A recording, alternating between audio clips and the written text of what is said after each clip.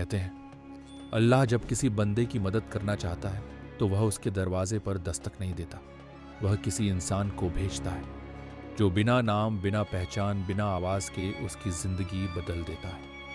ये कहानी है एक गरीब लड़की माहिरा की, एक लड़की जिसकी हथेलियों में मिट्टी का हुनर था, लेकिन तकदीर ने उसके हिस्से में बस इम्तिहान लिखे थे। और ये कहानी है एक ऐसे लड़के सैफ की जिसके पास एक ऐसा राज था जिससे उसके दादा ने हमेशा कहा था, बेटा ये जादू तमाशा नहीं, अमानत है, इसका इस्तेमाल सिर्फ नेकी के लिए करना।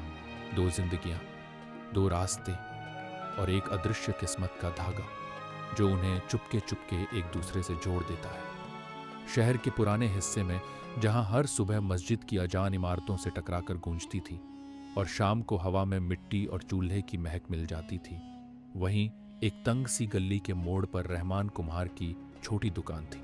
दुकान छोटी थी पर उसके अंदर रखे मिट्टी के बर्तन रहमान के हुनर, सब्र और महीनों की मेहनत की कहानी कहते थे। रहमान उम्र दराज हो चुके थे, कमर झुक चुकी थी, हाथों की नसों में दर्द था, लेकिन काम छोड़ना उनके बस में नहीं था। उनकी बेटी माहिरा मिट्टी जितनी ही नरम और सादगी से भरी हुई थी। हर सुबह फजर की नमाज के बाद अपने पिता के साथ दुकान खोलती, वह मिट्टी को गूंथते हुए मुस्कुराती रहती, अब्बा ये मिट्टी भी अजीब है, अम्ल है, जितना दबाओ उतना ही तुम्हारे हाथों में ढल जाती है। रहमान उसकी मासूमियत देखकर मुस्कुराते, बेटी मिट्टी इंसान की तरह है, प्यार मिले तो रंग देती है, सख्ती मिले तो टूट जाती है। माहिरा के हाथों में गजब की कारीगरी थी, वह बर्तनों पर फूल पत्तियों के नक्श बनाती, फिर उन पर रंगों की हल्की परत चढ़ाती। जो भी बर्तन खरीदता एक बात जरूर कहता, बेटी इतना नूर कहाँ से आता है तेरे हाथों में। माहिरा शर्मा जाती, नूर नहीं चाचा, बस सब्र है। लेकिन उसका सब्र भी अब इम्तिहान से गुजरने वाला था। एक दिन शहर में ऐसी बारिश हुई जैसी लोग बरसों तक याद रखते हैं। तेज हवाएं, कड़कती बिजली और बूंदों की बेरहम मार। माहिरा और रहमान दुकान नहीं बचा सके। दुकान के बाहर रखे सारे बर्तन तूफान में टूट गए। रहमान वहीं बैठ गए, बर्तनों के टुकड़ों के बीच, हाथ कांप रहे थे, आंखें भर आई। बेटी लगता है अब हमारा वक्त खत्म हो गया। माहिरा ने उनका हाथ पकड़ा, अब्बा टूटे हुए बर्तन फिर बन जाते हैं, टूटे हुए इरादे सही नहीं होते, चलो फिर से शुरू करेंगे। माहिरा के लहजे में ऐसा यकीन था कि रहमान का दिल पिघल गया, लेकिन असली तूफान तो अभी शुरू हुआ था। अगले ही हफ्ते रहमान बीमार पड़ गए, तेज बुखार, सांस फूलना और दवाओं का खर्चा। अब दुकान चलाने का बोझ पूरी तरह माहिरा के कंधों पर आ गया। रात भर रोकर भी सुबह वह मुस्कुराकर दुकान खोलता, पर उसके दिल की चीखें किसी को सुनाई नहीं देती थी, किसी को नहीं, सिवाय एक इंसान के। शहर के दूसरे कोने में एक लड़का रहता था जिसका नाम था सैफ। दिखने में बिल्कुल आम, नजर झुकाए, कम बोलने वाला, सीधी राह चलने वाला। लेकिन सैफ के दिल में एक ऐसा राज था जो सिर्फ उसके दादा जानते थे। सैफ के पास एक छोटी सी जादुई ताकत थी, ना उड़ने वाला, ना आग निकालने वाला, ना फिल्मी टाइप जादू। उसका जादू बस चीजों में सुधार लाने वाला जादू था। वह चीजों की हालत बदल सकता था, थोड़ी मिट्टी को चमकीला बनाना, थोड़ी रोशनी बढ़ाना, किसी के दिल के छोटे दुख हल्के करना। लेकिन उसके दादा ने एक बात सिखाई थी, सैफ जादू का असली इम्तिहान उसे छुपाने में है। अगर लोग जान जाएंगे तो नेमत तमाशा बन जाएगी। सैफ बस कमजोरों की मदद करता, वो भी छुपकर। वह गलियों में घूमता और लोगों के हालात को महसूस करता। उस दिन जब वो माहिरा की दुकान के सामने से गुजरा तो उसे एक अजीब सी बेचैनी हुई। उसने देखा माहिरा मिट्टी का बर्तन बना रही है, लेकिन आंखों में गहरा दर्द है। सैफ ने अपना हाथ दिल पर रखा, या अल्लाह, इस लड़की के दिल में इतना बोझ क्यों है? जब उसने भीतर झांका अपने जादू से तो उसे पता चला बर्तन टूट गए, दुकान का नुकसान, अब्बा बीमार, पैसों की कमी। सैफ का दिल पिघल गया। मैं इसे मदद दूंगा, लेकिन बिना बताए। दुकान के कोने में एक पुराना बर्तन रखा था, कोई उसका नाम नहीं पूछता था। सैफ चुपके से दुकान के पीछे गया, आंखें बंद की और छोटी सी दुआ पड़ी, या रब इस बर्तन में अपनी रहमत का रंग भर दे। उसने अपने जादू से उस साधारण बर्तन को हसीन और चमकीला बना दिया। अगले दिन माहिरा ने बर्तन देखा तो दंग रह गई। अब्बा आपने रात को इसे सजाया था? रहमान ने सिर हिलाया। नहीं बेटी, मैं तो बुखार में था।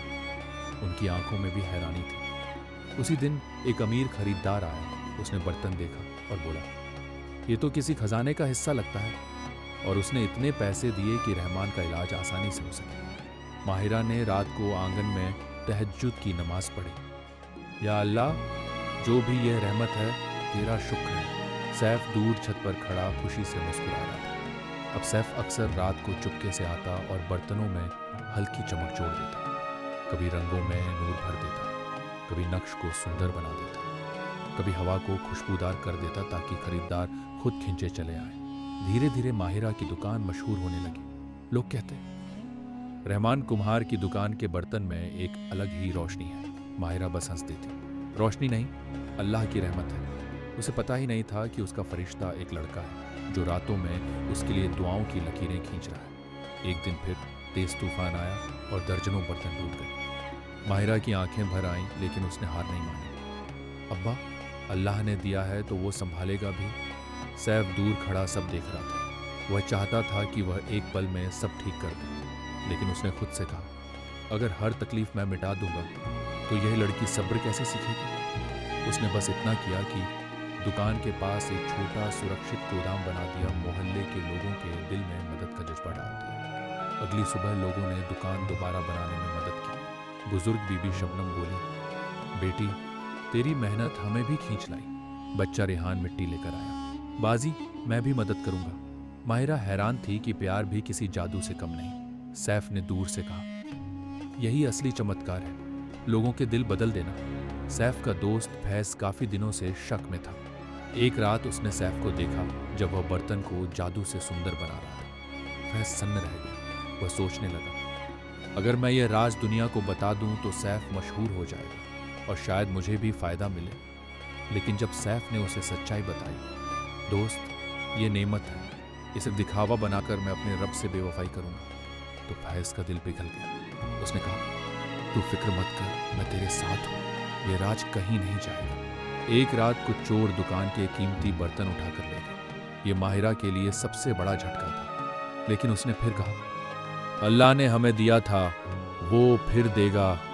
सैफ ने इस बार एक खरीदार के दिल में बड़ा ऑर्डर देने की इच्छा डाल दी। इससे नुकसान काफी पूरा हो गया।